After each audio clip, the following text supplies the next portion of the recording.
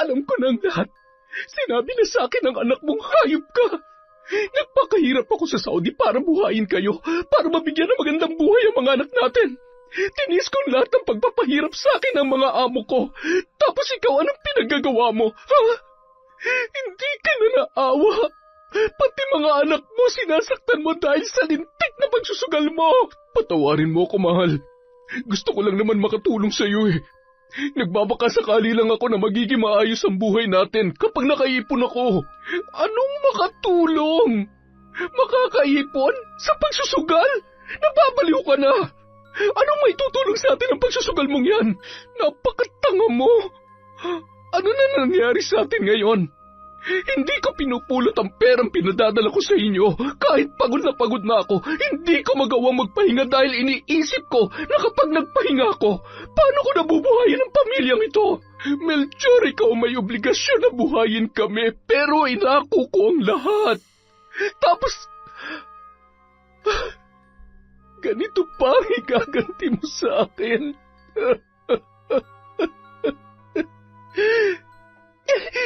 Huwag niyo akong hahawakan! Salbahe ka! At palaban pa. Yan ang gusto ko sa mga babae. Maganda at lumalaban. Ano, Melchor? Gusto mo makabayad ng utang, di ba?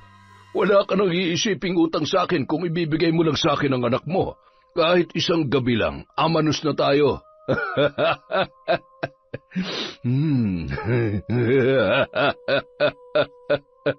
Ang bango-bango mo, iha. Taon 2012, Laguna. Isang umaga, nag-iiyakan ang mga bata habang nagpapaalam si Remy sa kanyang mga anak. Yun ang araw ng pag-alis niya upang makipagsapalaran sa ibang bansa. Dahil sa hirap ng buhay at walang matinong trabaho ang kanyang asawang si Melchor, nag-apply siya bilang isang domestic helper sa Saudi. Nay, huwag po kayong umalis. Mamimiss po namin kayo. Dito na lamang po kayo sa bahay. Huwag na kayong umiyak, mga anak. Napag-usapan na natin to, di ba? Para sa inyo naman to eh. Konting tiis lang. Pero Nay, bakit hindi niyo na lang po subukan maghanap ng trabaho dito sa atin para hindi niyo na kailangan pang umalis? Balang araw maiintindihan niyo rin ako. Makakahanap ako ng trabaho dito pero hindi naman sapat ang sahod para sa atin. Doon mas malaki ang kikitain ko. Agad na lumapit si Mang Melchor kay Remy at marahang hinagkan sa pisngi ang kanyang asawa. Mag-iingat ka doon, mahal, ha? Pasensya ka na. Kung may trabaho lang sana ako, hindi mo na kailangan lumayo sa amin. Ako ang padre de pamilya. Ako dapat ang bumubuhay sa inyo, pero... Ay naku, Melchor, huwag ka naman magdrama dyan. Basta, ikaw na munang bahala sa mga bata. Yung mga bilin ko sa inyo, huwag niyong kalilimutan. Sige na, kailangan ko nang umalis. Wala pa ring tigil sa pag-iyak ang dalawa niyang anak, habang si Remy ay pinipigilan naman ang pag-agos ng kanyang mga luha habang naglalakad papunta sa nakaabang na tricycle. Nang biglang tumakbo si Nene at muling niyakap ang kanyang nanay Remy. Sinundan naman ni Melchor ang dalagita at pilit na tinatanggal ang braso na mahigpit na nakahawak sa kanyang ina. Halika na anak, kailangan nang umalis ng nanay mo. Huwag ka mag-alala, uuwi rin siya kaagad kapag nakaipon na siya ng pera. Patuloy pa rin sa paghikbi si Nene hanggang sa tuluyan ng nakaalis ang tricycle na sinasakyan ni Remy. Makalipas ang isang araw, nakarating na si Remy sa Saudi. Magkahalong takot at lungkot ang kanyang nararamdaman. Yun kasi ang unang pagkakataon na nawalay siya sa kanyang pamilya. Mas lalong tumindi ang pangamba niya nang mapansin ang pagiging masungit ng kanyang amo at pagiging mahigpit nito sa lahat ng kanyang ginagawa. Diyos ko, kayo na po ang bahala sa akin. Ilayo niyo po ako sa anumang kapahamakan. Ipapaubaya ko na po ang sarili ko at ang kapalaran ko sa inyo. Huwag niyo po akong pababayaan alang-alang sa mga anak ko. Samantala, nakatanggap naman ng text si Melchor mula kay Remy na nakarating na ang kanyang asawa sa Saudi. Hindi na ito nakatawag pa sapagkat nag-aalangan siya dahil sa takot na mapagalitan ng kanyang amo. Ay, nakarating na raw ang nanay ninyo. Salamat naman at ligtas siya. Oh, Henny, bakit umiiyak ka na naman? Sorry po, Tay. Hindi ko lang po talaga mapigilan ng luha ko. Huwag ka nang umiyak, ate. Naninibago lang tayo na wala na si nanay. Wala na tayong tagaluto ng baon kapag papasok sa eskwela at saka wala na ring mag-iingay sa umaga. Oo nga naman. Alarm clock pa naman natin yung tuwing umaga. Mamimiss ko rin ng sobra-sobra ang nanay ninyo. Pero huwag kayong mag-alala, mga anak. Nandito naman si tatay. Lahat ng ginagawa ni nanay, simula ngayon, ako na ang gagawa. Mabuti pa'y gawin niyo na yung mga assignment ninyo at magluluto na ako, ha? Habang abala sa pag-aaral ang magkapatid, ay pasimple namang kinunan yon ng larawan ni Melchor at ipinadala sa kanyang asawang si Remy. Samantala, palihim namang tinitingnan ng babae sa kanyang cellphone at napangiti yon nang makita ang larawan ng kanyang mga anak. Maya-maya, agad niya naman itinago sa ilalim ng kanyang higaan ang hawak niyang cellphone nang bigla siyang tinawag ng kanyang amo. Sa paglipas ng mga araw, halos walang pahinga sa pagtatrabaho si Remy at kung ano ang tira-tirang pagkain ng mag-asawa niyang amo ay yun lamang ang kanyang kinakain. Halos nanginginig na ang kanyang katawan sa gutom, ngunit tinitiis niya lamang yun. Samantala, habang abala naman si Melchor sa pagsasampay ng kanyang mga nilabhang damit, napalingon siya nang biglang dumaan ang kanyang kaibigan na si Kaloy. Napakasipag mo naman, pre. Ano na? Nanay at tatay ka ngayon? Sumama ka kaya sa akin minsan para naman nalilibang ka. Hindi pwede, pre. Mahirap malulung sa ganyan. Isa pa, hindi na nga ako matapos-tapos dito sa mga gawaing bahay. Hindi ko pwedeng pabayaan ang mga anak namin at malilintikan ako kay misis. Takot na takot ka talaga kay Mare, no? Siya, basta kapag gusto mo, sabihan mo lang ako, ha? Tapusin mo na yan, baka mapalo ka sa puwet. Nang makaalis si Kaloy, pinagpatuloy naman ni Melchor ang kanyang ginagawa. Pagkatapos niya magsampay, ay maglilinis pa siya ng buong bahay habang nagluluto ng tanghalian. Matapos ang mga gawain, ay ramdam niya ang pananakit ng kanyang likod, sabay umupo sa kanilang pahabang upuan sa sala. Napabuntong hininga na lamang yun, sabay iniisip kung ganun na lamang ba ang kanyang magiging buhay habang panahon. Makalipas ang 1 buwan, natanggap na ni Melchor ang padalang pera ni Remy. Habang nasa eskwela pa ang kanyang mga anak, ay pumunta na muna ang lalaki sa palengke para mamili ng kanilang kailangan, lalong-lalo na ng mga bata. Pagbaba ng tricycle ay napansin niya ang ilan sa mga kapitbahay nilang nagkukumpulan at nakatingin sa kanyang mga pinamili. Ay, tingnan mo nga naman. Baliktad na talaga ang panahon ngayon. Paano ba naman? Napakabatugan. Hindi man lang makahanap na matinong trabaho. Kaya ayun, yung asawa nagsasakripisyo magtrabaho para buhayin ang kanyang pamilya. Kaya nga, nag-aantay na lamang ng padala ng asawa. Hay nako, kung ako sa asawa niyan, isusoli ko talaga yan sa nanay niya. Nanliit sa sarili si Melchor dahil sa kanyang mga narinig. Tiningnan niya na lamang ng masama ang mga babae na nag-uumpukan. Isa-isa yung yumuko at pumasok na lamang sa kani-kanilang mga bahay. Ay nako, wala na talagang ginawa kundi ang pakialaman ng buhay na may buhay. Ay. Maraming beses ding sinubukan ni Melchor na maghanap ng trabaho, ngunit hindi nga lamang siya pinapalad. Minsan naman niyang sinubukan na mag-apply bilang construction worker, ngunit hindi kinaya ng kanyang resistensya ang init at pagod.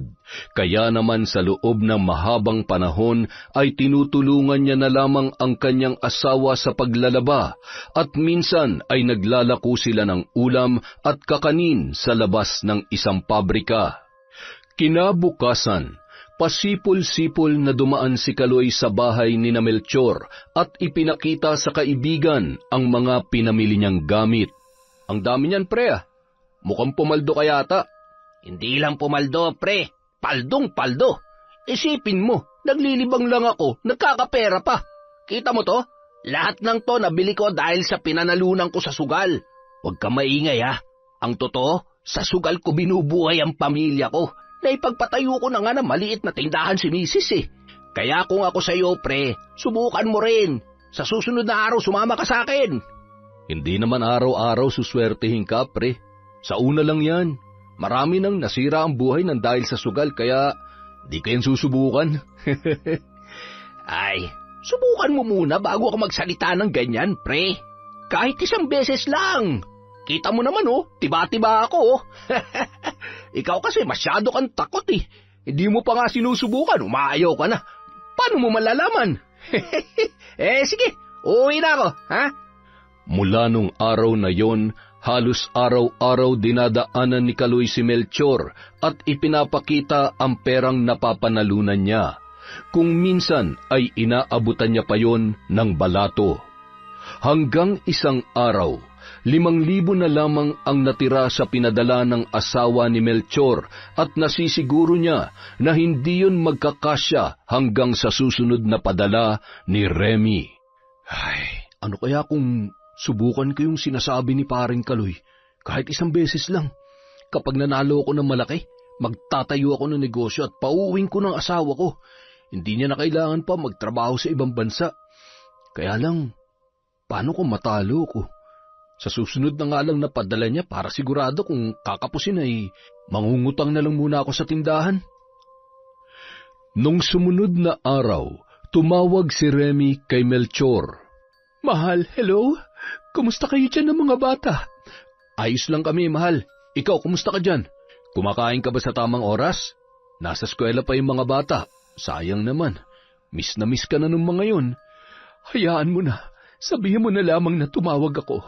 Sabihin mo na miss ko na rin sila, ha? Siya nga pala, mahal. Bukas magpapadala ako ng pera na panggastos nyo dyan. Kung sobra ay ibili mo ng mga materyales para paunti-unti ay maipapaayos na natin ang bahay. Ikaw nang bahalang mag-budget, ha? Sige, mahal. Oo, akong bahala. Sisiguruhin ko na hindi masasayang ang pinaghirapan mo dyan.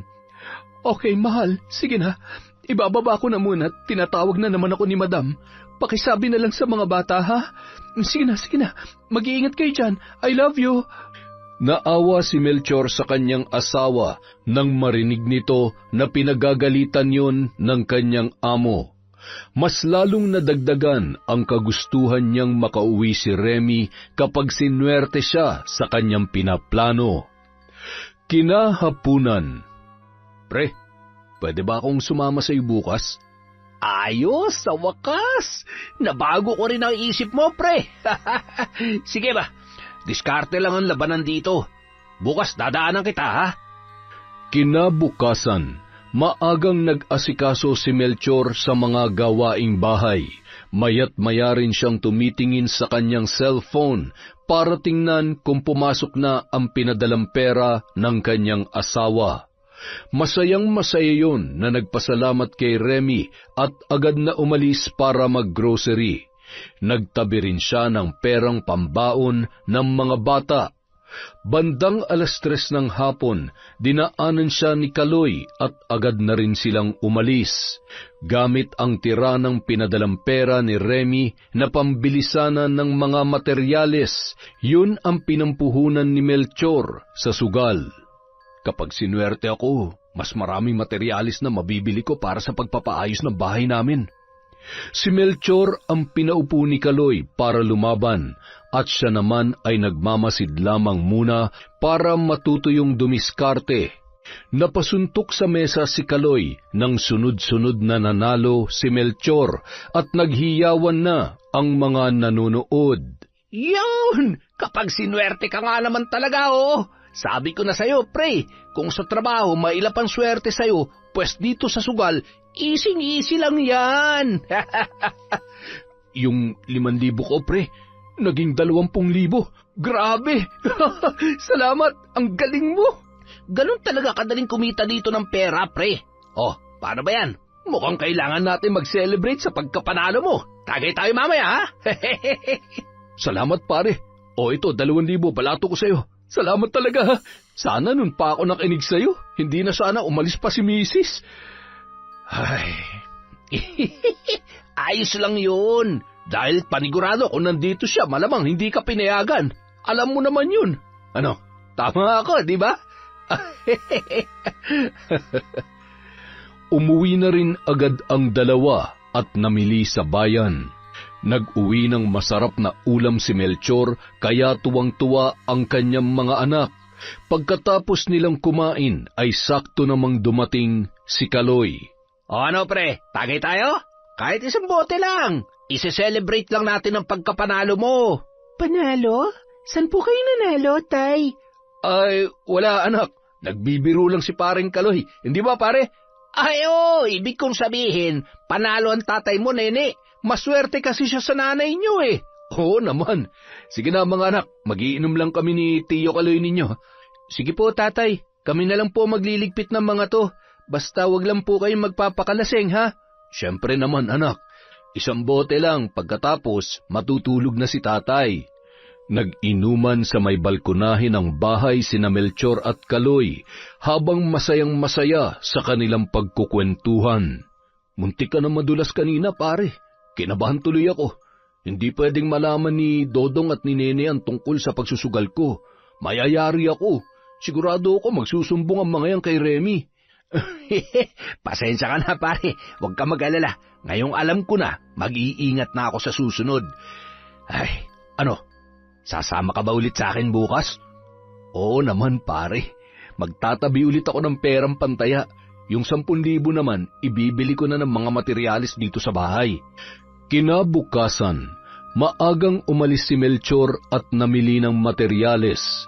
Agad niya namang kinuhanan ng larawan ang mga yun at ipinadala kay Remy.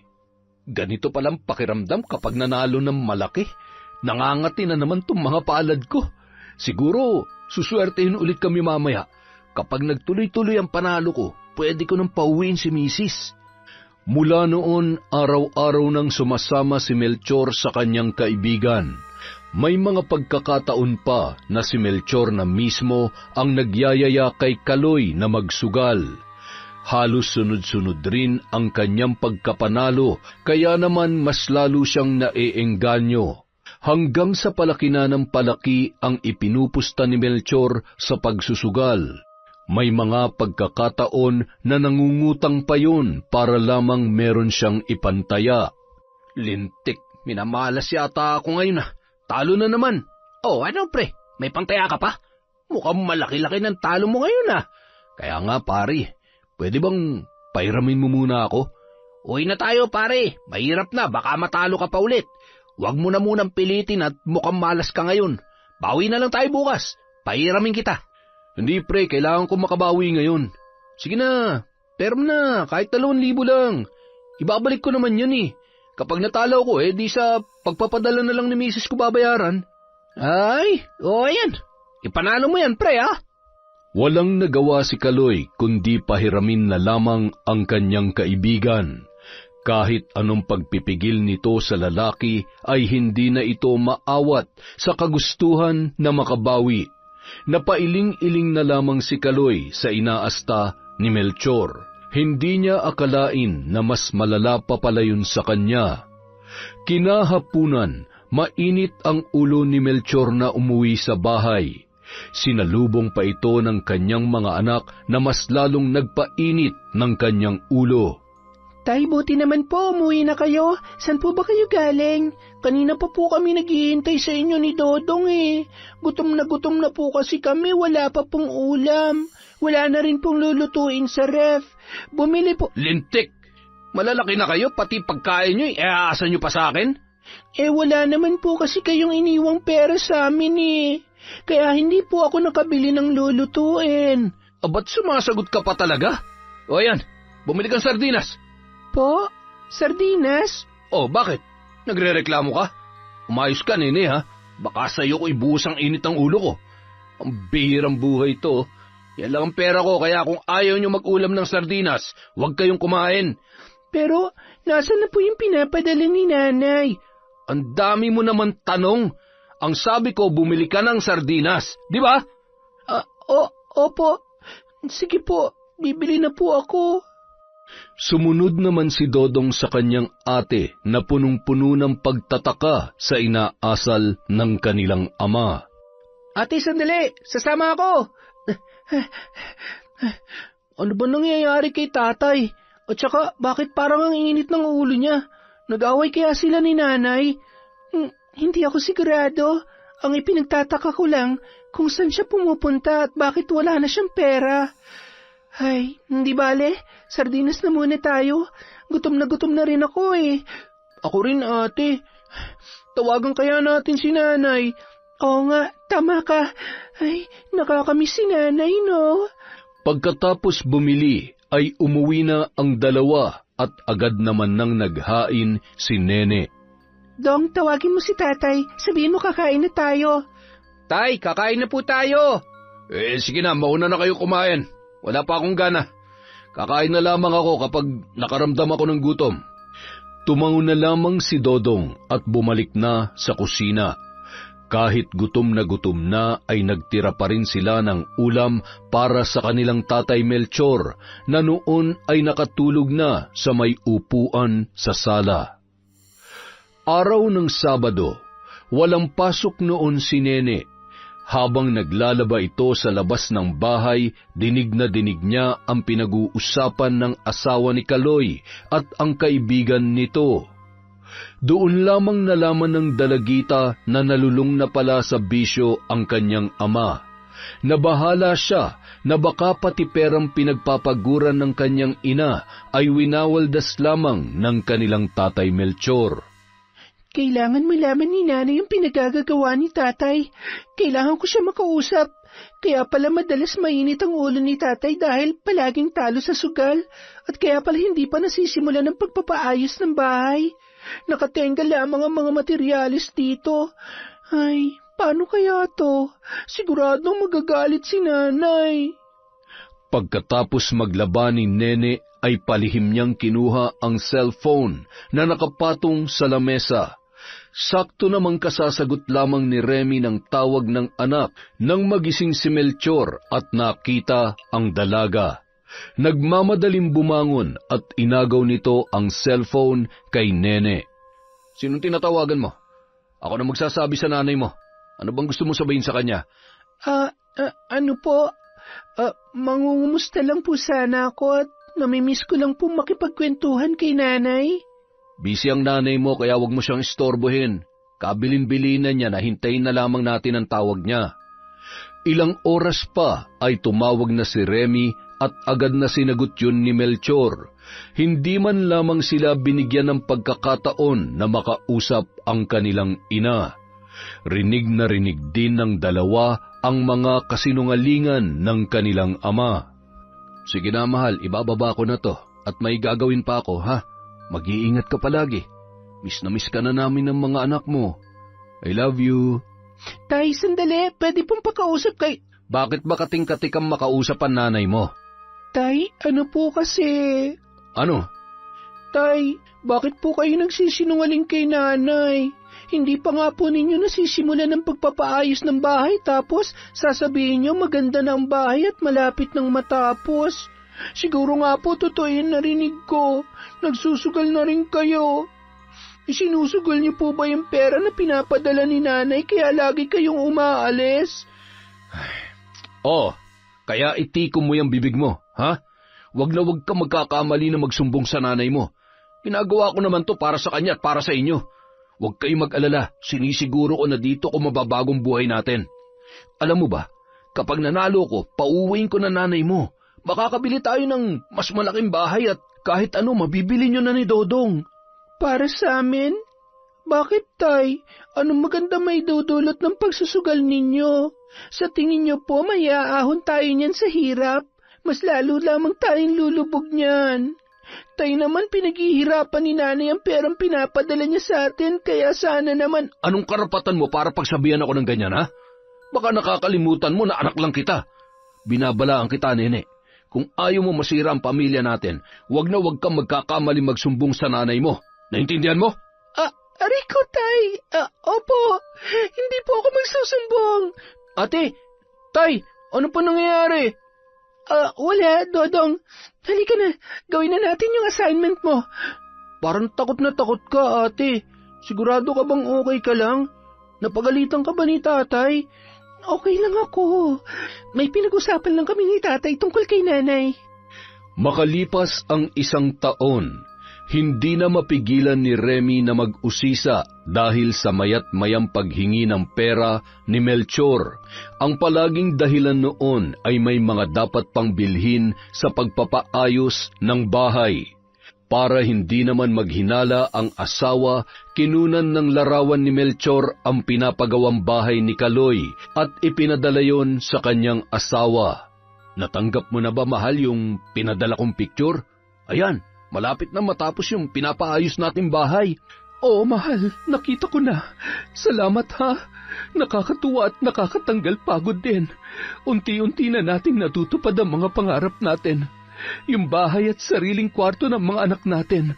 Yung mga bata, kumusta? Hindi ko na sila nakakausap.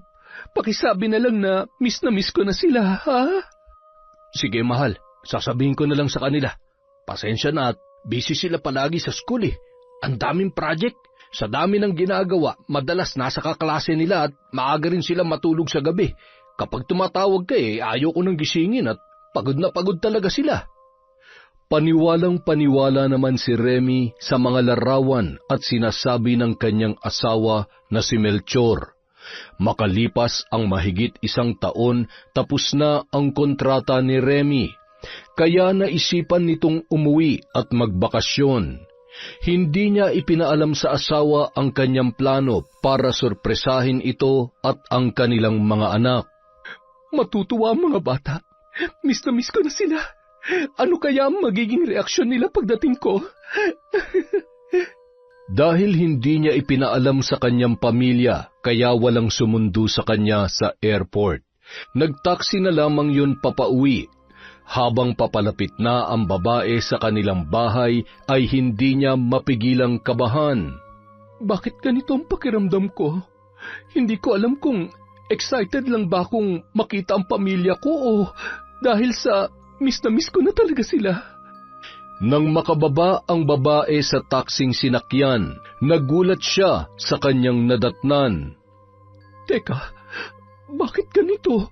Bakit parang ibang-ibang itsura sa mga pinapadala sa akin ni Melchor?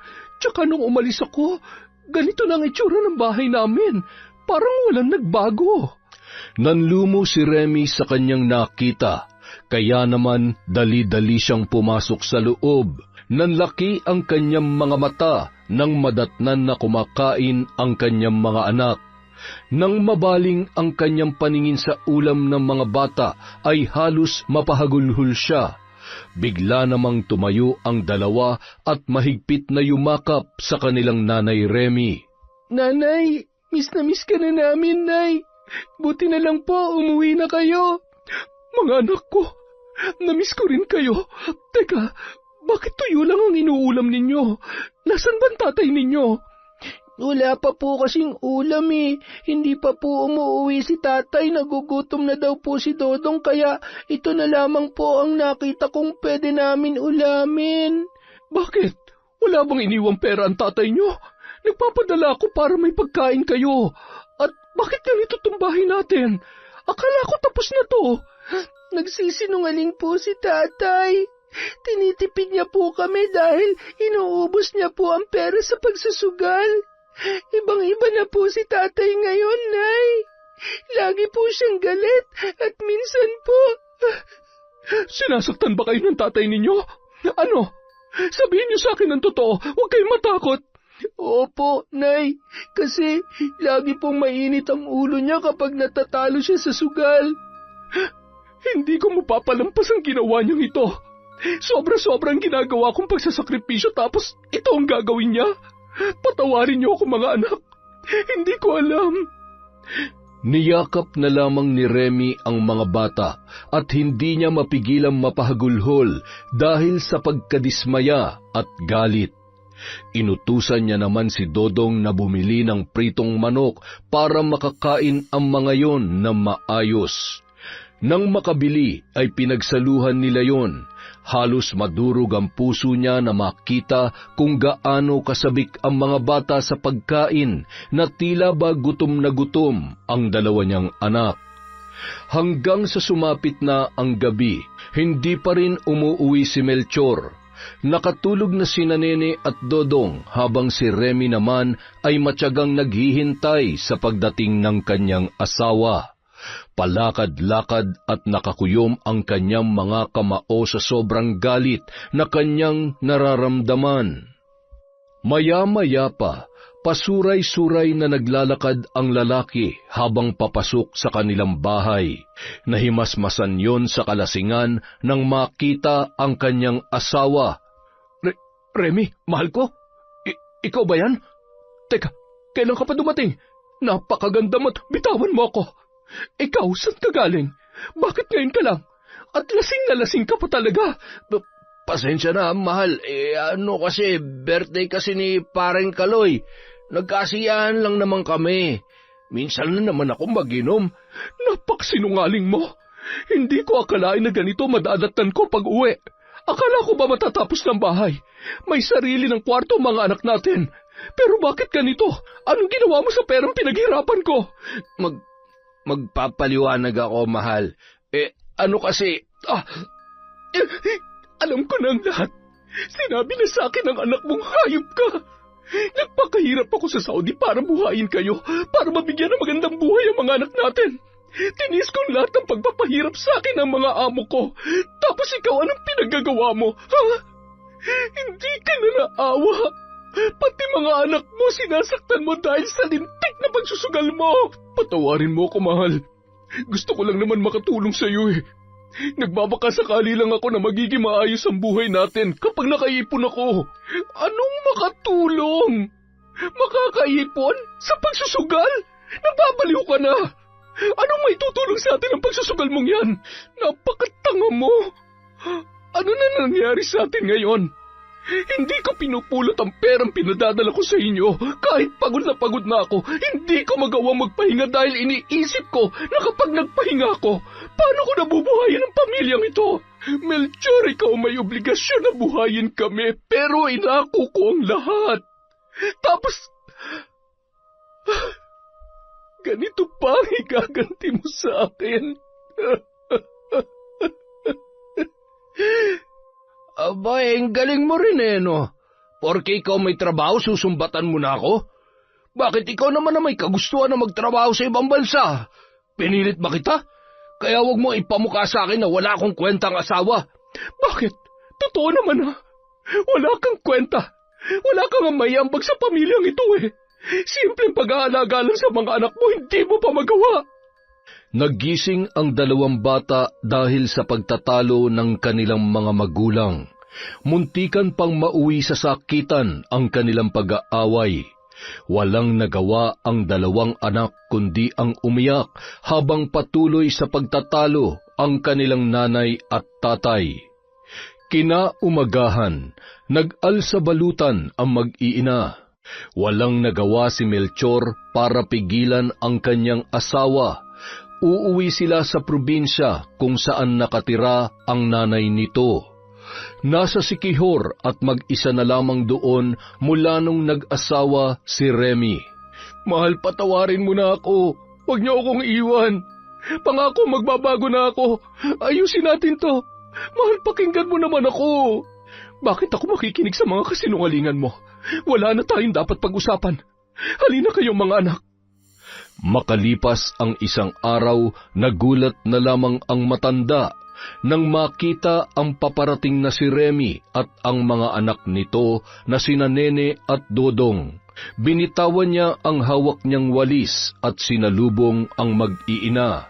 Nako, ang mga apo ko, ang lalaki nyo na.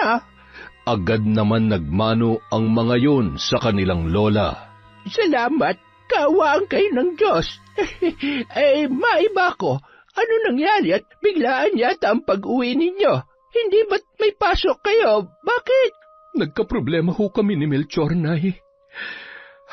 Mas makabubuti ho kung dito na lamang muna kami. Dahil sa kapangyarihang taglay ni Lola Edna, nararamdaman niya na may mabigat na pinagdaraanan ang kanyang anak. Isang manggagamot ang matanda at marunong din mambarang. Ngunit mas tinuon niya ang oras sa pagtulong at panggagamot. Nang maikwento ng mag-iina ang nangyari ay hindi naman maiwasang magalit ni Lola Edna. Sinasabi ko na nga ba, tama ang pakiramdam ko sa lalaking yon. Simula pa lang ay ayaw ko na kay Melchor. Hindi ka kasi nakikinig sa akin eh. Anong gusto mong gawin ko? Gusto mo ba parusahan natin ang lalaking yon para magtanda? Abat, hindi na siya nahiya. Huwag na ho, Nay. Gusto ko lamang magpalipas ng galit. Baka sakaling magbago pa si Melchor. Hindi pa naman huli ang lahat. Gusto ko lamang na madala siya at pagsisihan niya ang kalokohang ginawa niya. Naririnig mo ba ang sarili mo, Remy? Kapag pinatawad mo pa yung asawa mo, mas lalo lamang lalaki ang ulo niyan. Ikaw din, pagsisisihan mo ang pangalawang pagkakataon na ibibigay mo sa walang kwenta mong asawa. Batid ni Remy ang tinutukoy ni Lola Edna, kaya nakiusap ito sa ina na siya na lamang ang bahala sa kanyang asawa. Ayaw naman nitong mapahamak ang lalaki dahil masasaktan ang kanyang mga anak. Napapailing-iling na lamang ang babae dahil bago pa sila pumunta doon ay naiisip niya na ganoon ang magiging reaksyon ng matanda. Nay, pwede bang huwag na lang po muna natin siyang pag-usapan? Gulong-gulo pa po ang utak ko. Gusto ko po munang ipahinga ang isip ko, Nay. Ay siya, sige anak. Magpahinga ka muna. Sandali lamang at magluluto ako. Salamat naman sa Diyos at nakita ko ulit itong mga mahal ko nga po. Makalipas ang 2 araw, nagulat si Remy nang biglang dumating si Melchor sa bahay ni Lola Edna. Galit namang sinalubong yon ng matanda. Anong ginagawa mo dito, batugang lalaki na sugarol at saksakan ng sinungaling, ha? Gusto mo yatang makatikim ng bagong hasa na karit eh. Ano? Ang lakas ng loob mo na magpakita pa dito. Ang kapal-kapal. Nay, kalma. Ako na pong bahalang kumausap sa kanya. Bakit ka ba sumunod dito? Remy, mahal, patawarin mo na ako. Nagsisisi na ako sa mga nagawa ko. Hindi ko kaya na mawala kayo ng mga anak ko. Umuwi na tayo, pakiusap. Mahal na mahal ko kayo. Hindi ko kaya mabuhay na wala kayo. Ano ka mo? Mahal? Naririnig mo bang sarili mo? Kung mahal mo ang pamilya mo, sana inisip mo kami bago ka gumawa ng kalokohan. Kaya umalis ka na. Hindi ka na namin kailangan. Hindi na kami babalik sa'yo. Remy, makinig ka naman sa akin. Nene, Dodong, mga anak, patawarin niyo na si tatay. Isinara nila ang tarangkahan at hindi man lamang pinapasok ang lalaki. Remy, hindi ako aalis dito hanggat hindi niyo ako pinapatawad at hindi ko kayo kasama pabalik. Sige na, mahal, umuwi na tayo. Please, nagmamakaawa ako sa inyo. Magbabago na ako. Makalipas ang ilang oras na natili roon si Melchor na nagmamakaawa, hanggang sa bumuhos ang malakas na ulan at basang-basa na ang lalaki. Nanay, kawawa naman po si tatay. Baka po magkasakit siya. Parang nadurog ang puso ni Remy nang makita ang kalagayan ni Melchor, kaya pinapasok niya na ito sa loob ng bahay at binigyan ng pamalit na damit. Ilang oras lang at nagsimulang umubo ang lalaki, inaapoy na yon ng lagnat. Dahil sa naging sitwasyon ni Melchor at sa patuloy na paghingi nito ng tawad sa asawa, nagawa siyang patawarin ni Remy. Sa katunayan, sumama na sila pabalik sa Maynila. Bago sila umalis, kinausap muna ni Lola Edna ang kanyang anak. Binabalaan kita, Remy. Sana'y hindi mo pagsisihan ang iyong desisyon. Minsan nang nagkamali si Melchor, hindi ka ba nadadala? Mauulit at mauulit lang ang kawalang hiyaan ng asawa mong yan. Hindi kita pinalaki para maging tanga. Ay, ewan ko sa iyo. Mula noon hanggang ngayon ay matigas pa rin ang ulo mo. Ngunit saksakan ka ng katangahan pagdating sa pag-ibig. Nay, sana naman po ay maintindihan niyo ko. Ama pa rin po siya ng mga anak ko. Tama naman po ang mga bata. Isa pa, mukhang seryoso naman na siya sa mga pangako niya sa aming mag-iina. Ay, sana nga. Dahil sa susunod na gumawa pa siya ng kalokohan, patawarin ako ng Diyos, pero baka kung ano nang magawa ko sa kanya. Makalipas ang isang linggo, simula nang makabalik sina Remy sa Maynila ay nakita niya ang pagbabago ng kanyang asawang si Melchor. Kaya napanatag ang kanyang kalooban at nagdesisyon na bumalik ulit sa pagtatrabaho sa ibang bansa. Salamat naman, Melchor, at tinupad mo ang mga pangako mo. Sana magtuloy-tuloy ng pagbabago mong yan. At sana, kahit wala ako, ipagpatuloy mo kung anong nasimulan mo ngayon. Ha? Anong ibig mong sabihin, mahal? Saan ka pupunta? Huwag mong sabihin na babalik ka ulit sa Saudi. Oo, kailangan kong bumalik. 2 taon lang naman. Magsisimula ulit tayo. Kailangan natin makabangon muli. Kung hindi sana kalimutan na nga natin ang nakaraan. Nalulungkot lamang ako tuwing naiisip ko ang nangyari sa atin. Kaya nakikiusap ako sa iyo na sana naman ay tulungan mo na ako na ibangon ang pamilyang ito. Hindi ko ito kayang mag-isa. Pangako, mahal, hindi na ako gagawa ng anumang ikasisira ng pamilya natin. Pinagsisisihan ko na yon. Lingid sa kaalaman ni Remy, palabas lamang pala ang lahat ng ipinakikita ng kanyang asawa. Marami siyang pinagkakautangan noong mga panahon na yon, kaya kailangan niyang makagawa ng paraan para makapagbayad. Kaya sa kaloob-looban nito ay masayang-masaya siya na malaman na babalik pa sa ibang bansa ang kanyang asawa. Makalipas ang 1 buwan, dahil sa nakampante na si Remy sa pinakikitang ugali ng kanyang asawa, ay nagdesisyon na itong bumalik sa Saudi. Tinawagan niya ang kanyang ina at ipinaalam ang kanyang desisyon. Ano? Babalik ka pa sa abroad? Hindi ka pa ba nadala, Remy? Talagang iiwanan mo na naman ang mga anak mo sa walang kwenta mong asawa? Ay, hindi na talaga kita maintindihan. Nay naman, nangako si Melchor na aalagaan niya na ang mga bata at nagbago na po ang asawa ko. Magtiwala po kayo sa akin, alam ko po ang ginagawa ko. Napabuntong hininga na lamang si Lola Edna. Hindi naman siya pinakikinggan ni Remy kaya hinayaan na lamang ng matanda ang kanyang anak sa mga desisyon nito. Makalipas ang ilang buwan, nang makaalis ang babae, ay bumalik sa dating gawain si Melchor, na labis namang ikinabahala ng kanyang mga anak, lalo na si Nene. Tay, saan po kayo galing? Nagsusugal na naman po ba kayo? Akala ko po, magbabago na kayo. Bakit po? Itiko mo nga yung bibig mo at hindi ko na naman nagugustuhan yung mga pinagsasabi mo. Ano bang pakialam mo? Ay, ipagtimpla mo na lang ako ng kape. Ay, teka sandali. Huwag ka magkakamali na magsumbong sa nanay mo, ha? Malilintikan ka sa akin. Dali na, yung kape ko. Bilis! Bagal! Mas lalong naging mainitin ang ulo ng lalaki at madalas na pinagbubuntunan nito ng galit ang kanyang mga anak. Kagaya ng dati, madalas itong matalo sa sugal at mas lalong nadagdagan ang kanyang problema nang ginigipit na siya ng kanyang pinagkakautangan.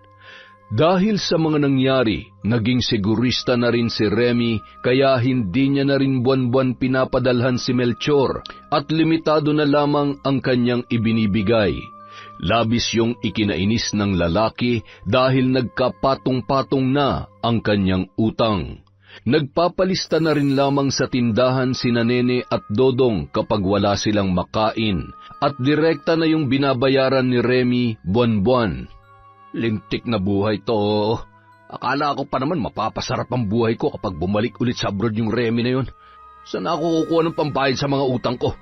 Kung bakit ba naman kasi palagi na lang akong minamalas eh. Buisit talaga.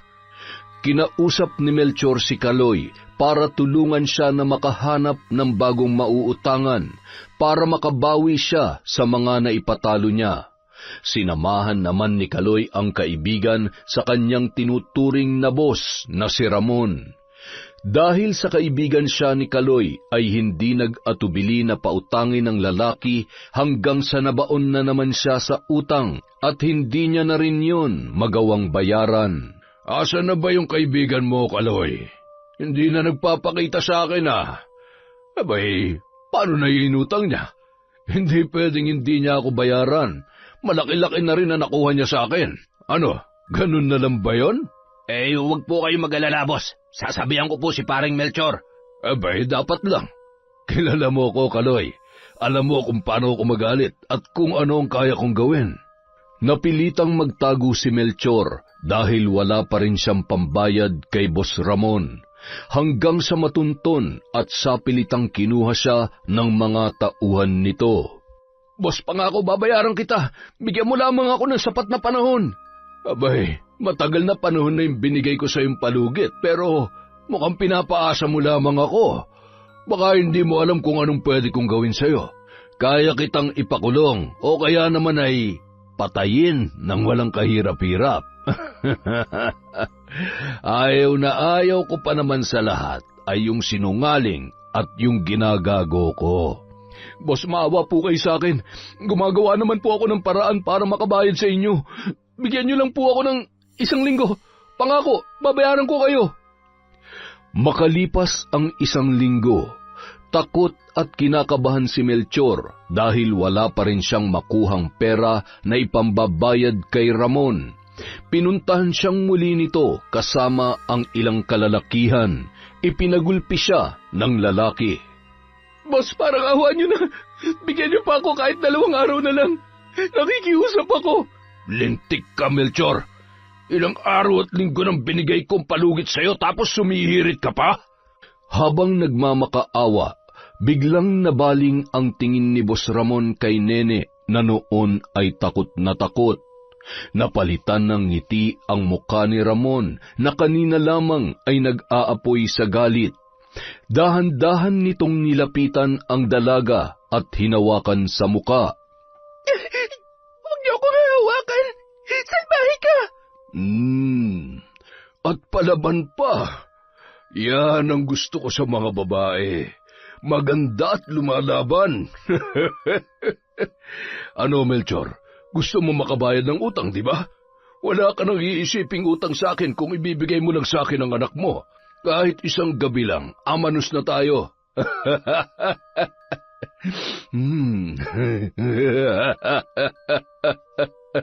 Ang bango-bango mo, iha. Anak, pwede bang sumama ka muna sa kanya? Tulungan mo naman si tatayo. Ayoko pa mamatay. Tay, bakit ako sasama sa kanila? Anong gagawin nila sa akin? Huwag ka na maraming tanong, sumama ka na lang. Boss, ibalik niyo sana ng ligtas ang anak ko. Yan! Madali ka naman palang kausap eh. Tara na, bitbitin niyo na yung hapunan ko. Hoy Melchor, umayos ka ha. Ang usapan ay usapan, kaya huwag kang gagawa ng hindi ko magugustuhan. Atin-atin lamang to. Naintindihan mo? Opo, boss.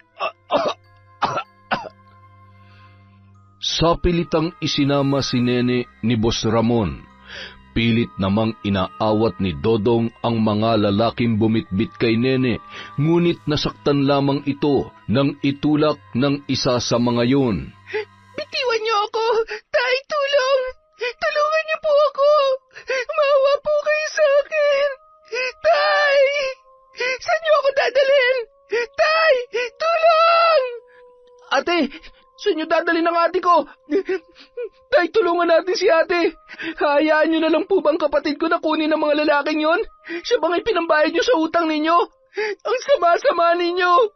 Ate! Wala nang nagawa pa si Dodong para iligtas ang kanyang kapatid. Tumigil ka na, Dodong. Wala na akong magagawa kundi ang sundin ang kagustuhan ni Boss Ramon. Kita mo naman kung gaano karami ang mga yon, tapos may mga baril pa. Kapag nanlaban pa tayo, tiyak na mapapahamak lamang tayo. Hindi naman nila papatayin ang ate mo eh. Makakauwi pa rin yun dito. Isusumbong ko kayo kay nanay. Wala kayong kwentang ama. Kinasusuklaban ko kayo. Nung mga oras na yon, umalis din si Melchor na tila ba walang nangyari. Makalipas ang ilang oras, nagising si Nene na nakatali at napapahiyaw sa bawat paso ng sigarilyo habang humahalakhak si Don Ramon sa kanyang ginagawa. Tulong! Tulungan niyo ako! Tama na, pakawalan niyo ako dito! Napakaingay mo naman. Huwag ka nang pumalag. Masasaktan ka lang eh. Alam mo ba na sa laki ng utang ng tatay mo, hindi sapat ang isang gabi na serbisyo mo? Anong gagawin mo sa akin? Ano ba? Wag! Nanay ko! Ano ba? Yan! Kaya mo naman palang manahimik eh. Batang-bata at napakaganda. Sariwang-sariwa. Hindi na ako lugi sa'yo. Kinabukasan, nagising na lamang si Nene na walang saplot at nananakit ang buong katawan. Dali-dali niyang dinampot ang kanyang mga damit at nagbihis. Wala ni isang tao siyang nakita sa lugar na yun, kaya agad siyang nagtatakbo at pinara ang isang tricycle. Naawa naman ang lalaki sa kalagayan ng dalaga, kaya naman hinatid siya noon sa tapat ng kanilang bahay. Nene, sige na, pumasok ka na sa bahay ninyo. Wala siya sa sariling binuksan ang kanilang tarangkahan. Sobrang nag-alala si Dodong para sa kanyang ate nung mga oras na yon. Hindi niya magawang magsumbong sa ina dahil itinago ng kanyang ama ang kanyang cellphone. Maya-maya pa ay dumating ang kanyang kapatid na si Nene. Ate, ano nangyari sa'yo? Sinaktan ka ba nila? Ate, magsalita ka. Bakit may pasa at mga sugat ka, ate? Patuloy naman sa pagpatak ang mga luha ni Nene habang niyayakap ito ng kanyang kapatid. Nagkataon naman na wala doon ang kanilang ama, kaya naisipan ng binata na umalis at umuwi sa kanilang lola para humingi ng tulong. Yun lamang ang tanging alam niya na pwedeng lapitan dahil nasa ibang bansa ang kanilang ina. Sinamantala ni Dodong ang pagkakataon habang wala ang kanyang ama. Habang inaayos ni Nene ang mga gamit na dadalhin, ay humingi ng tulong si Dodong sa kanilang kapitbahay at tinulungan sila na makasakay at binigyan ng pamasahe. Naawa ang mga yun nang ikwento ng binatilyo ang nangyari. Nang makarating sa probinsya at nalaman ni Lola Edna ang ginawa ni Melchor, ay lalo lamang nadagdagan ang galit nito. Ay, Diyos ko! Kaya pala hindi ako mapalagay. Hayop talaga ang Melchor na yon. Humanda siya. Pagbabayaran niya ito. Tinawagan ni Lola Edna si Remy para ipaalam ang nangyari sa kanyang anak na si Nene. Nay, kumusta siya? Anong ginawa ng hayop na yun sa anak ko? Nagahasa ang anak mo dahil sa hayop mong asawa. Isilugal niya rin pati kaligtasan at puri ng apo ko. Hindi ko lubos maisip na magagawa niya ito. Ay, Diyos ko! Hayop siya! Mapapatay ko na talaga siya! Kasalanan ko to, Nay. Kasalanan ko ito. Kasalanan mo talaga. Sinabi ko naman kasi sa'yo. Bakit ba naman kasi hindi ka man lamang nakikinig sa akin? Huwag ka mag-alala. Panahon na para pagbayaran niya ang mga kasalanan niya. Pati na rin ang walang puso na gumawa nito sa apo ko. Buhay ang magiging kabayaran ng ginawa nila kay Nene. Nung araw ding yun, kailangan kong pagbayarin ng mga taong gumawa nito sa apo ko. Lalo ka na, Melchor. Hayop ka. Paano mo ito nagawa sa sarili mong anak? Ikaw na ama at dapat na pumoprotekta sa kanya. Matitikman ninyo ang bagsik ng aking kapangyarihan. Ipaparanas ko sa inyo ang dobleng sakit at puot na pinagdaanan ng apo ko. Masahol ka pa sa demonyo, Melchor. Pagbabayaran mo ito hanggang kamatayan. inilabas ni Lola Edna ang kanyang mga gamit sa panggagamot. Pinahiran ng langis ang ulo ng dalaga at nilagyan ng gamot ang mga pasa at sugat na natitiyak niyang paso ng sigarilyo. Napapaluha ang matanda na makita ang mga sugat na yon. Patuloy rin ang bahagyang pagdurugo ng dalaginding na labis nilang ikinabahala. Mabuti na lamang at nadala yon sa mga dahon at halamang ugat na pinakuluan at ipinainom kay Nene. Nang mahimbing nang natutulog si Nene at si Dodong na pagod rin sa biyahe, ay sinimulan niya na ang ritual sa pambabarang. Sa pamamagitan ng aking kapangyarihan, inuutusan kita, dinggin mo ang hiling ng aking kalooban. Parusahan mo ang mga taong nanakit sa apo ko, sakit na walang paglagyan, mga sugat na magnanaknak at unti-unting kikitil sa kanilang mga buhay. Walang tigil sa pagsusuka ng nakakasulasok na putik at buhangin hanggang sa matuyo ang kanilang lalamunan. Isinusumpa ko, magdurusa kayo hanggang sa tuluyan na kayong mamatay. Patuloy sa pag-usal ng mga salita si Lola Edna na siya lamang ang tanging nakakaunawa. Habang pabigat ng pabigat ang mga salitang binibitawan ng matanda, mas pabigat ng pabigat din ang hangin bumabalot sa buong paligid.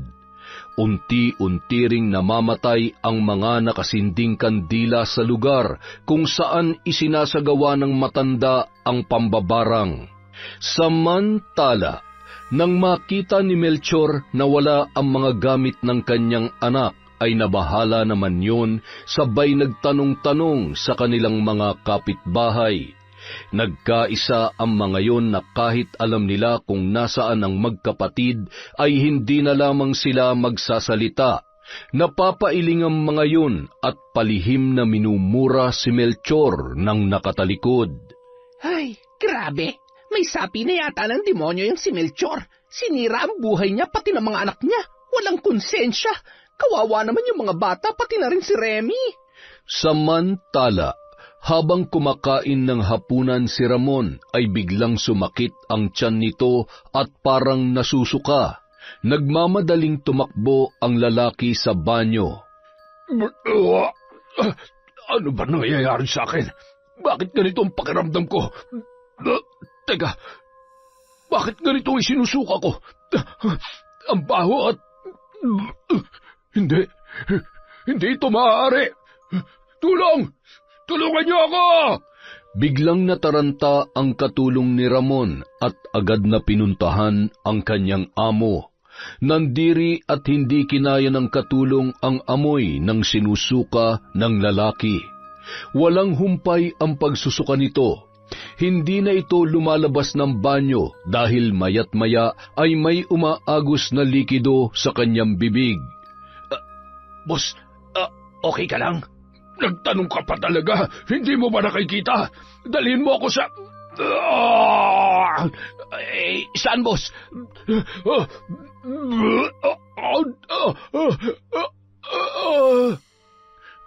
Buhay pa ba siya? Patay. Anong gagawin ko dito? Saan ko dadalhin ng buteteng ito? Sa ospital ba o sa punerarya? Parang hindi na humihinga eh. Ang baho. Pati tuloy ako nasusuka na. Kamamatay lang, amoy bulok na agad. Makalipas ang ilang minuto, habang tinatawagan ng isang tauhan ang kanyang mga kasamahan para malaman kung ano ang gagawin sa kanilang boss, ay bigla naman nagkamalay si Ramon. Boss, salamat naman at buhay ka. Mamamatay na yata ako. Dalhin mo na ako sa ospital. Opo. Sandali lang po at tatawag ho ako ng ambulansya. Akala ko ho kasi patay na kayo kaya punerarya ho na tawagan ko. Tarantado ka. Ikaw ang papatayin ko dyan eh. Kinahapunan, nalaman ni Melchor ang nangyari kay Ramon nang ikwento ni Kaloy ang sinabi ng lalaki. Biglang kinabahan si Melchor dahil ilang araw na rin siyang may nararamdaman na kakaiba.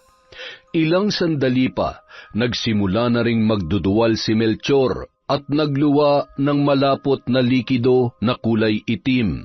Nanlaki ang mga mata ni Kaloy nang makita ang nakakadiri at masangsang na amoy na iniluwa ng kanyang kaibigan.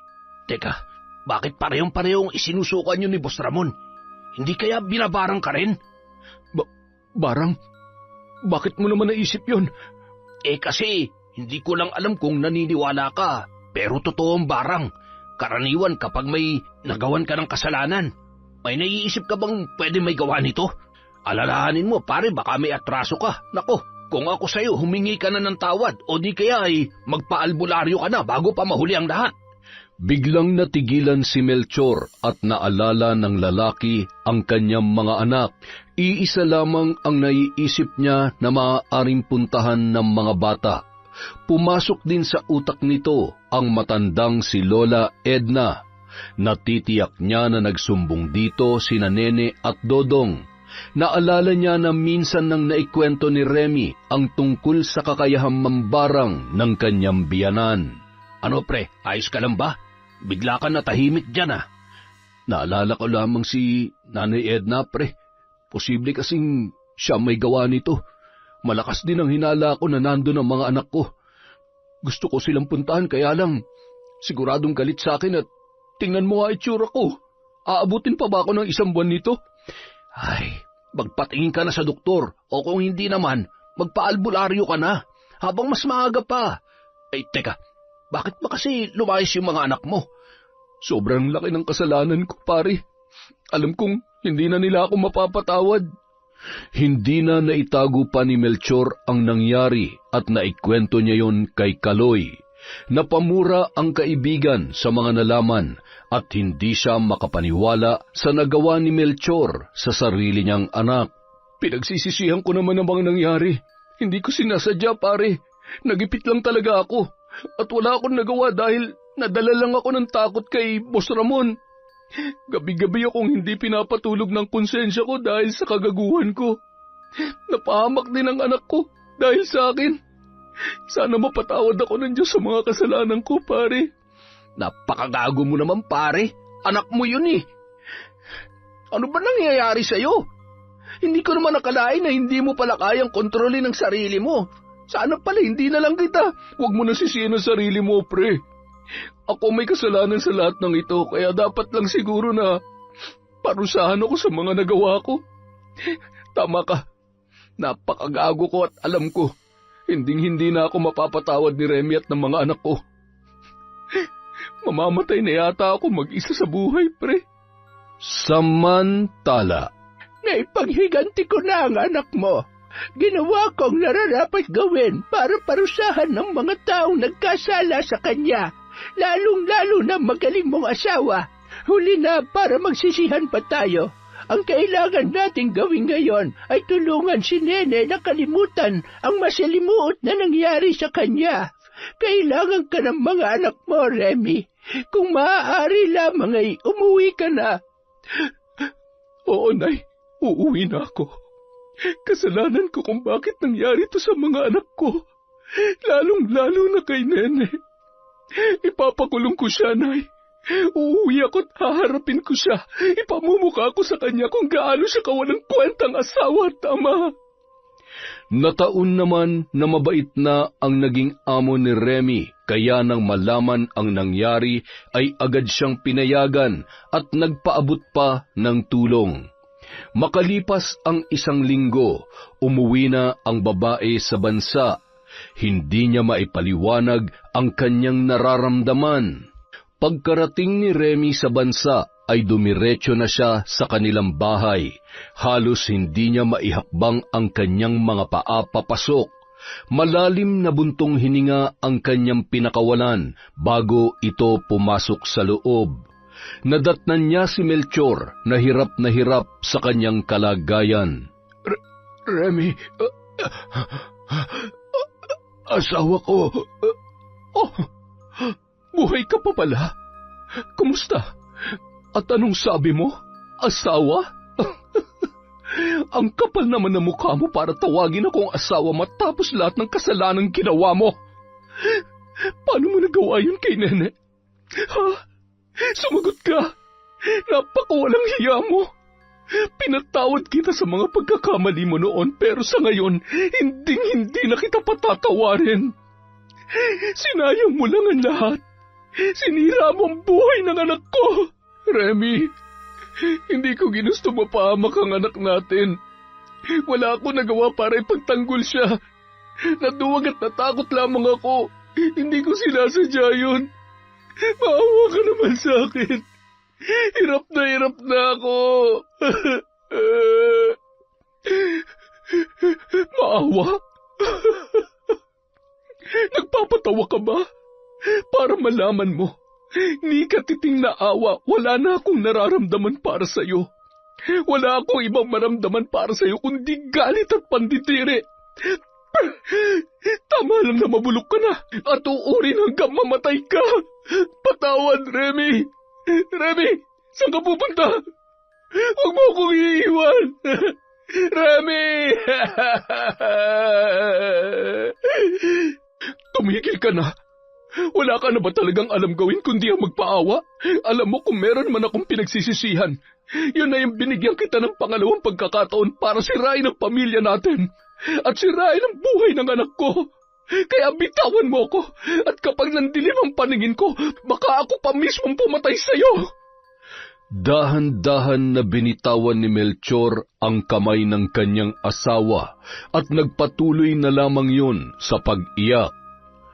Matapos ang madamdaming tagpo ni na Remy at Melchor, ay agad na umalis ang babae.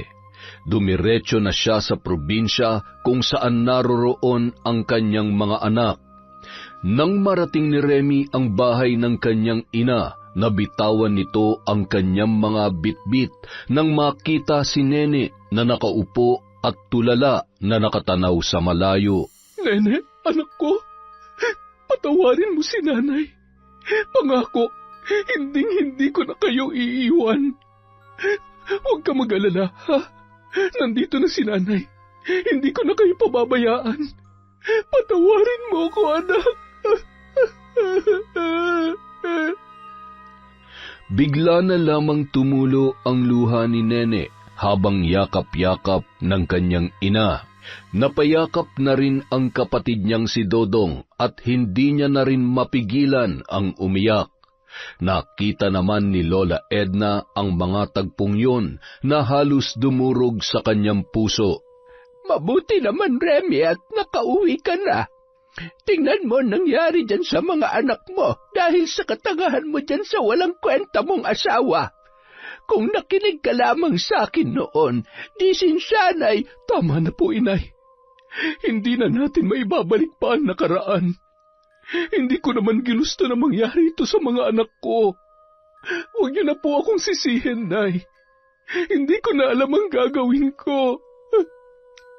Ano pa nga ba magagawa natin kundi tanggapin ang pagkakamali mo? Pero hindi ako papayag na hindi ko maipaghihiganti ang aking apo. Nay, gusto ko silang ipakulong. Gusto kong hindi na kailangan. Ako na mismo ang gagawa ng paraan. Sa katunayan, patay na ang walang awang humalay sa apo ko. At ngayon, yung magaling mong asawa ang sunod kong papatayin. Walang kapatawaran ang kanyang ginawa. Nay, sana hindi pa huli ang lahat para maibangon ko ang pamilya ko. Kahit kami na lamang mag-iina, hindi ko maintindihan kung bakit nangyayari to. Wala naman akong ibang gusto kundi maibigay ang buhay na nararapat para sa kanila, pero bakit? Bakit kailangan mangyari to sa amin? Magpakatatag ka, anak. Lalo na ngayon.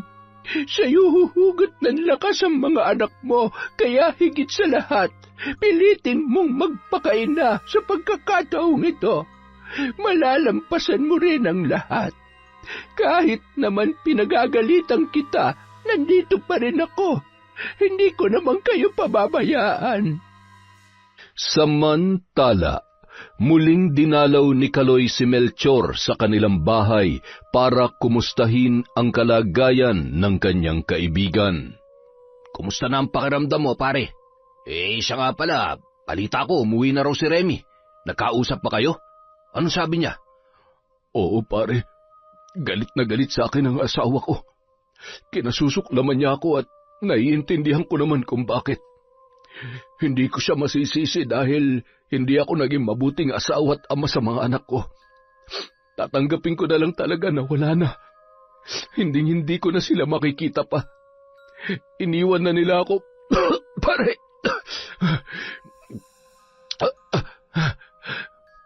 Habang tumatagal, palala ng palala ang kalagayan ni Melchor.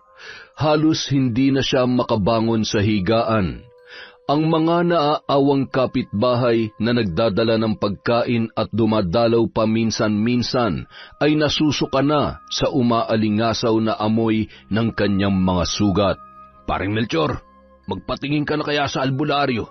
Baka sakaling matulungan ka pa na gamutin yung karamdaman mo. May kilala akong manggagamot, pwede kitang samahan. Hindi na, pare. Maraming salamat na lang sa pag-aalala. Hindi ko na kayang tumayo at maglakad. Hinihintay ko na nga lamang ang pagkamatay ko eh. Tutal, wala na rin namang kwenta ang buhay ko. Wala naman ang pamilya ko kaya mas mabuti pang... Ano ka ba? Huwag ka nga magsalita ng ganyan. Kung totoo mang binabarang ka, baka sakaling maawa sa'yo, mambabarang. Walang masama kung susubukan mo. Papupuntahin ko na lamang ang manggagamot dito sa bahay mo, ha? Mabait naman yun at pwede kong pakiusapan. Mabuti na lamang may kakilalang manggagamot si Kaloy. Kaya agad niyang pinuntahan yun. Medyo may kalayuan pero hindi nagdalawang isip ang lalaki para tulungan ang kanyang kaibigan. Oh, Kaloy, ikaw pala. Ano bang sadya mo't naparito ka? Pwede po ba kayong sumama sa akin para gamutin yung kaibigan ko? Nakikiusap po ako. Maawa na po kayo sa kanya. Hirap na po siya sa kanyang kalagayan. Bakit? Ano nangyari sa kaibigan mo? Mukha pong binabarang siya eh. Ganun ba? Hindi mo ba nabalitaan na matagal ko nang tinigil ang panggagamot? Tumatanda na kasi ako Hindi na kaya ng katawan ko. Mabilis na akong mapagod. Parang awa niyo na po, ngayon lang po. Wala na kasi akong ibang malapitan na pwede makatulong sa kaibigan ko eh. Ay, siya sige. Papayag akong sumama sa iyo pero hindi ko maipapangako na mapapagaling ko siya. Susubukan ko na lang ang lahat ng makakaya ko. Kinuha ng matanda ang kanyang mga gamit sa panggagamot na noon ay itinago niya sa isang kahon. Nang ayos na ang lahat na dadalhin ng matanda ay umalis na ang dalawa. Ilang oras din ang kanilang binaybay bago narating ang bahay ni Melchor. Ay, Jesus Mariosep, malala na ang kalagayan ng kaibigan mo, Kaloy. Sukdulan ang galit ng taong may gawa nito sa kanya. Natitiyak ko na malaki ang kasalanan ng lalaking ito. Halos hindi na makapagsalita ng maayos si Melchor. Hindi niya na rin maigalaw ang kanyang buong katawan. Habang kinakausap ni Kaloy ang kaibigan, nagsimula ng mag-usal ng panalangin ang matandang albularyo. Amang makapangyarihan, nananalangin po ako sa inyo na alisin ang sumpa na nakakabit sa taong ito. Ipagkaloob mo sa kanya ang kapatawaran at kagalingan. Itaboy mo ang anumang masamang enerhiya at sumpa na bumabalot sa kanyang katawan. Bigyan mo siya ng lakas ng loob para malampasan ang mga pagsubok na ito sa kanyang buhay. Sa ngalan ng kapangyarihan mo, ipinapaubaya ko na po sa inyo ang kapalaran ng taong ito. Matapos mag-usal ng panalangin ang matanda, ay pinahiran niya ng langis ang buong katawan ni Melchor. Hinipan niya rin ng 3 beses ang ulo nito. Kinuha ng matanda ang bote na naglalaman ng pinakuloang iba't ibang uri ng halamang gamot at ipinainom sa lalaki.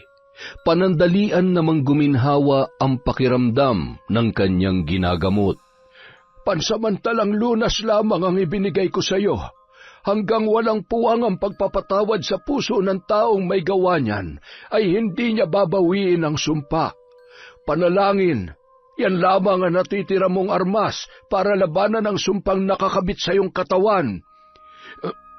Maraming salamat po sa tulong ninyo. Sana kay magawa pa nila akong patawarin. Huwag kang mawalan ng pag-asa. May awa ang Diyos. Huwag ka lamang makakalimot na tumawag sa Kanya. Paano ba yan? Ako'y tutuloy na at medyo nananakit na naman ang likod ko. Mahirap talaga kapag tumatanda na. Ihahatid ko na po kayo para hindi po kayo mahirapan sa biyahe. Abay, dapat lang. Madilim na at wala akong flashlight. Ayaw ko namang mangapa at gumapang sa daan. Makalipas ang 1 linggo, hindi pa rin tumitigil sa pagsasagawa ng orasyon si Lola Edna. Minsan na rin itong pinigilan ni Remy, ngunit hindi yun nagpaawat. Kahit papaano may kaunting awang nararamdaman ng babae para sa kanyang asawa. Ngunit mas matimbang ang galit at awa sa kanyang mga anak, kaya hinayaan niya na lamang ang kanyang ina. Nay, siguro naman ho ay sapat na ang pagpapahirap natin sa kanya. Natatakot lamang ho ako para sa inyo. Alam niyo naman hong meron niyang kapalit. Baka kung mapano pa kayo. Wala akong pakialam kung isanla ko pa ang kaluluwa ko sa demonyo. Lahat ay gagawin ko para sa aking mga apo. Kung ano mang balik ang mangyari sa mga ginawa ko, hinding-hindi ko pagsisisihan yon. Samantala, hindi matiis ni Kaloy na dalawin si Melchor sa kabila ng kalagayan nito. Halos nakatakip na ang ilong ng lalaki kapag dumadalaw siya sa bahay ng kaibigan. Malayo pa lamang ay dinig niya na ang mga nakakabinging tunog ng mga bangaw. Nadatnan niya ang kaibigan na hirap na sa paghinga. Pare, ano nangyayari sa'yo? Sandali at pupuntahan ko yung matandang albularyo, ha? Hihingi ulit ako ng tulong sa kanya. Huwag na, pare. Hirap na ako. Gusto ko na magpahinga. Hindi ko na kaya. Maraming salamat sa tulong mo. Tatanawin kong malaking utang na loob sa'yo hanggang sa kabilang buhay. Gusto ko na matapos ang paghihirap na nararamdaman ko.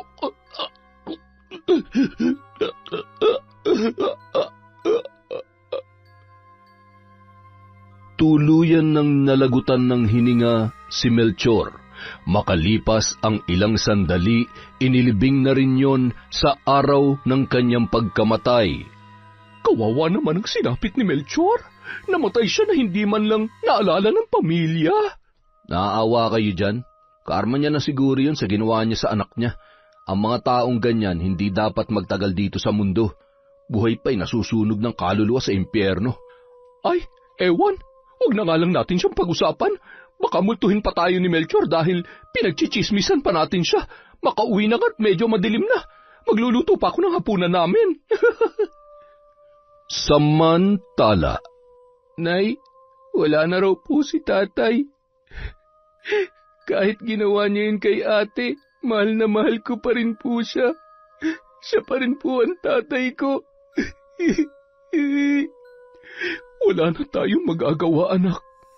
Nangyari na nangyari. Sa ngayon, ipanalangin na lamang natin ang paggaling ng ate mo. Ipanalangin din natin ang kaluluwa ng tatay mo na sana kung nasaan man siya ngayon, pinagsisihan niya na sana ang kanyang mga kasalanan. habang nag-uusap sina Remy at Dodong, nasa gilid naman nakaupo si Nene at nag-uunahang pumatak ang kanyang mga luha. Kahit hindi siya nagsasalita, ay bakas pa rin ang pait sa kanyang muka, dala ng pagkawala ng kanyang ama. Tapos na, Apo.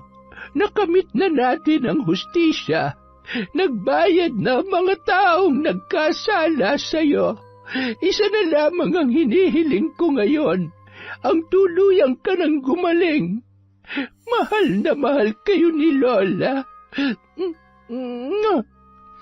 Niyakap ni Lola Edna si Nene at pinunas ng matanda ang luhang pumapatak sa mga mata nito. Kahit isang salita ay wala pa ring lumalabas sa bibig ng dalaga, pero kitang-kita sa kanyang mga mata na marami siyang nais sabihin. Makalipas ang isang buwan, minabuting dalawin ni Remy ang puntod ng kanyang asawang si Melchor. Sa tulong ni Kaloy, itinuro sa kanila kung saan inilibing ang lalaki. Isinama rin ng babae ang dalawa niyang anak. Sa kabila ng mga ginawa mo, lalo na sa anak natin, gusto ko lang malaman mo na hindi pa rin nawala ang pagmamahal namin sa iyo. Lalo na nung panahon na kapos man tayo ay mabuti ka pang asawa at tatay sa mga anak natin. At gusto ko ring ipaalam sa iyo na pinapatawad ka na namin.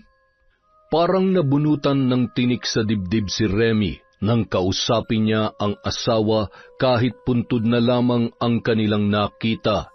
Si Nene naman ay muli na namang tumulo ang mga luha habang hinahawakan ang puntod ng kanyang ama. Malimit pa rin itong magsalita, ngunit kahit wala mang lumalabas na boses sa kanyang bibig, ay marami rin itong sinasabi sa kanyang isipan. Makalipas ang mga araw, linggo at buwan, unti-unti nang nagkakaroon ng pagbabago si Nene. Hindi na ito madalas tulala at malayo ang iniisip. Hindi rin tumitigil sa panggagamot si Lola Edna sa dalaga.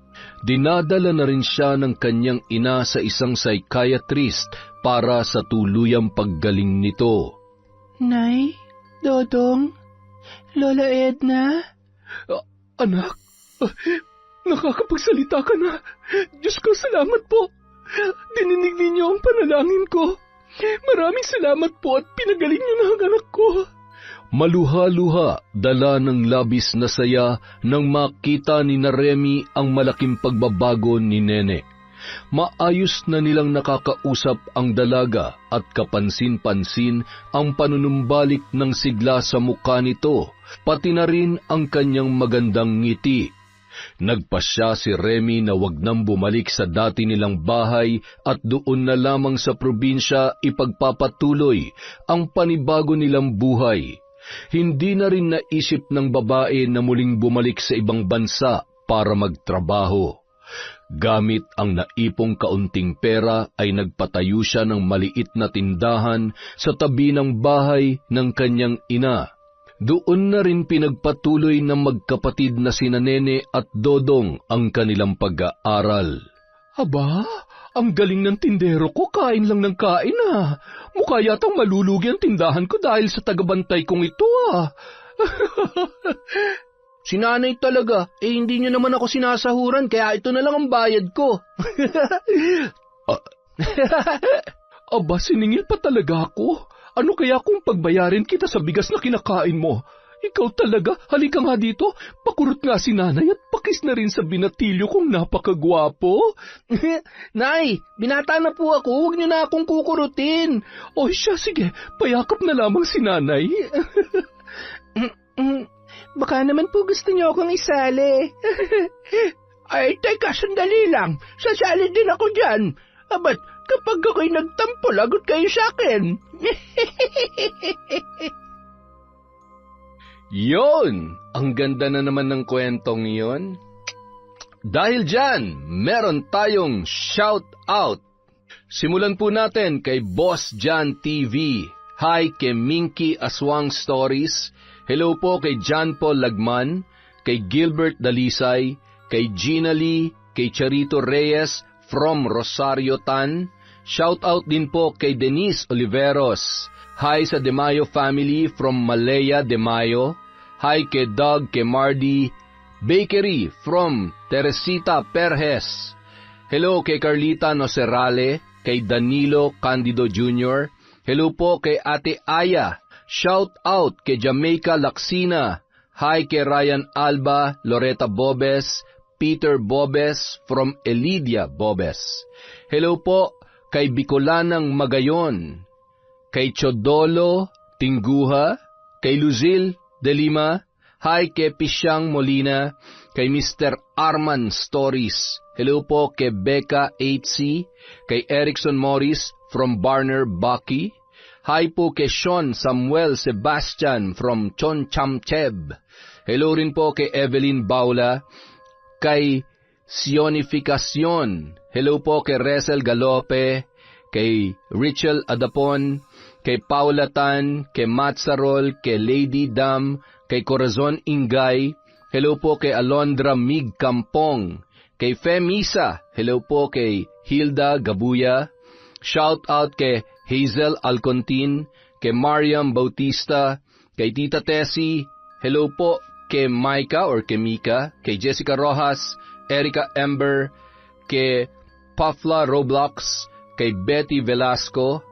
Hi kay sa Imperial family from Maria Grace Grefaldia. Hello po kay Lynn Zaagodo, kay Marilyn Dumagsa. Shout out sa Kadusale at Padillo family from Mavilin Padillo.